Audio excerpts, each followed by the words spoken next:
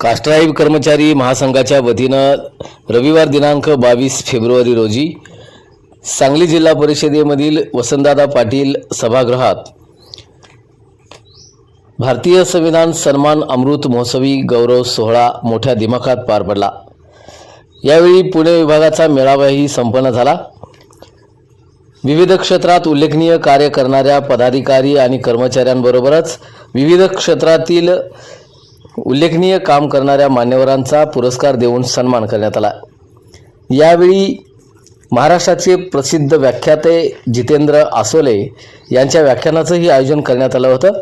सदर कार्यक्रमाचं आयोजन राज्याचे कार्याध्यक्ष गणेश मडावी, जिल्हाध्यक्ष दीपक बनसोडे आदींनी केलं होतं।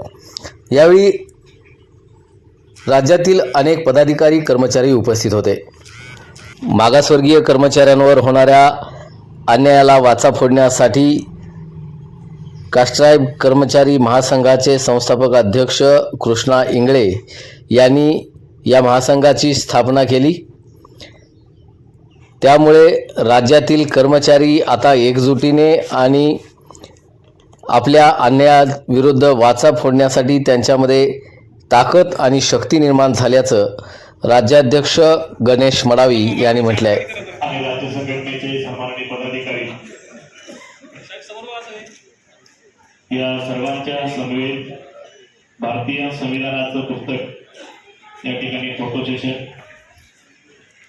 धन्यवाद सर्व आपला सन्मान करतो।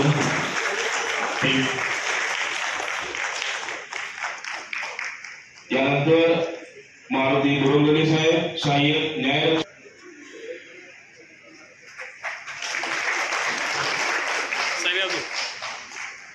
एक शाल घ्या एका खांद्यात टाकायचं साहेब समोर वा। धन्यवाद। आणि यानंतर युवा व्याख्याते समाज प्रबोधनकार गोंदियाहून या ठिकाणी आपल्या कास्ट्राईब कर्मचारी महासंघ महाराष्ट्राचे यांच्या हस्ते युवा व्याख्याते समाज प्रबोधनकार म्हणून त्यांची आज संपूर्ण महाराष्ट्रभर ओळख आहे ते जितेंद्रदादा आसोले या कार्यक्रमाचा स्वागत करण्यासाठी सर्वांना विनंती आहे।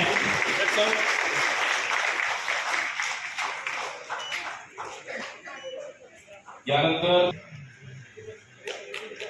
सन्माननीय राजी व्यवसाय सल्लागार कास्ट्राईब कर्मचारी महासंघ महाराष्ट्राचे यांचा सन्माननीय अमोल मांजरेकर सर यांच्या हस्ते संपन्न होतोय।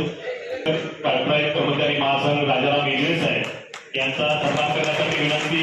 माधवराज संघटना महाराष्ट्र राज्याचे सरचिटणीस माननीय सतीशजी कांबळे साहेब, सन्माननीय संभाजी ढोरे सर आपणास विनंती, आपण हा सन्मान करायचा आहे। सत्कार समारंभ संपन्न होतो।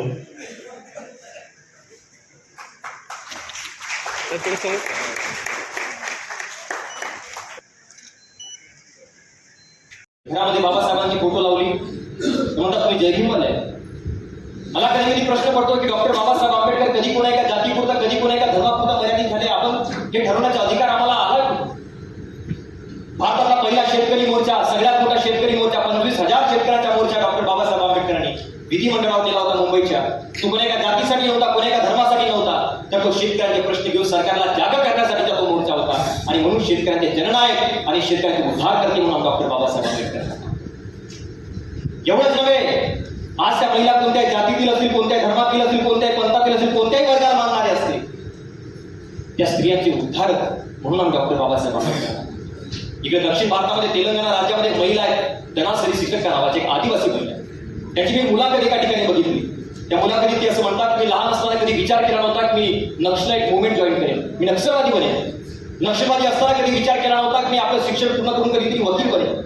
वकील असताना कधी विचार केला नव्हता की मी राजकारणातून कधीतरी आमदार बनेन। आमदार असताना कधी विचार केला नव्हता की मी कधीतरी आपली PhD पूर्ण करेन। आणि आता रिसेंटली 3 महिन्याच्या आधी त्यांनी मंत्रिपदाची शपथ घेतली।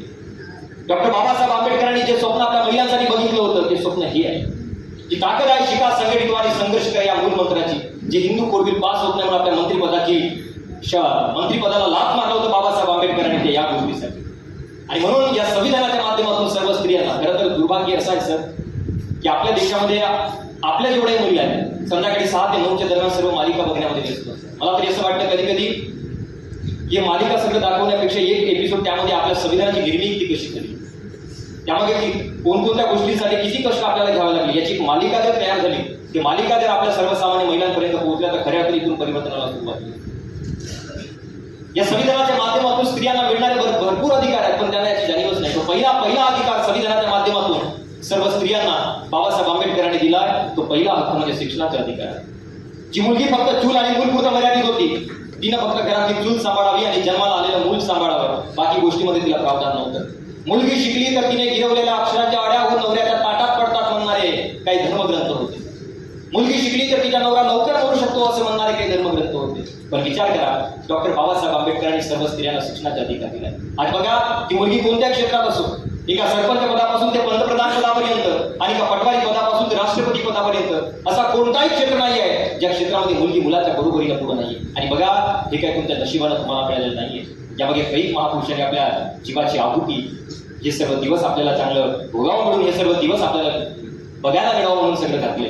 आणि हे सर्व तुम्हाला मिळालं आहे ते म्हणजे क्रांतीज्योती माता सावित्रीबाई फुले आणि क्रांतीसूर्य महात्मा ज्योतिबा फुले यांच्या त्यागामुळे.